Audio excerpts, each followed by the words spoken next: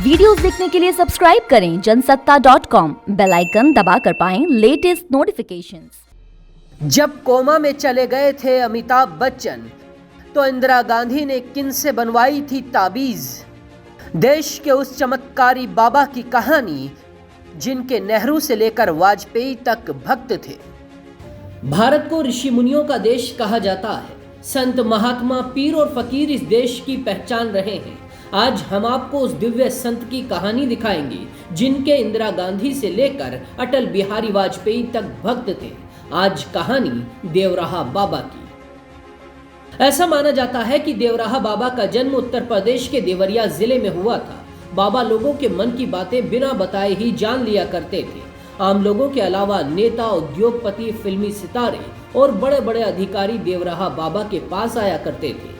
देवराहा बाबा को लेकर कई कहानियां हैं। देवराहा बाबा हमेशा एक ऊंचे लकड़ी से तैयार मचान पर बैठकर लोगों को आशीर्वाद और प्रसाद दिया करते थे। उनके पास आने वाले सभी लोगों से वो बहुत प्यार से मिलते, प्रसाद और आशीर्वाद देकर विदा करते थे। ऐसा माना जाता था कि मचान पर कोई प्रसाद नहीं रखा होता था, फिर भी बाबा लोगों के हाथों में प्रसाद देते थे।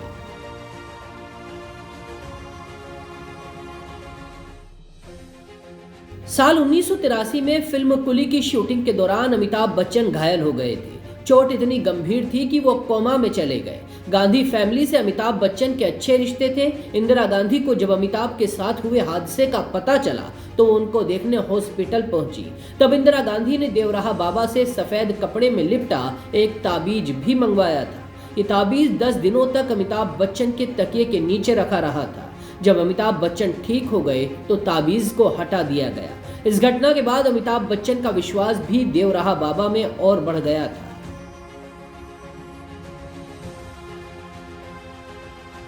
राजा भैया ने भी एक इंटरव्यू में बताया था कि हम पर गुरुजी पूज्य देवराहा बाबा का आशीर्वाद रहता है। हम आज जिस भी मुकाम पर हैं वो सिर्फ बाबा के आशीर्वाद के कारण है। साथ ही उनकी कृपा से ही हमने जीवन में सब कुछ प्राप्त किया है।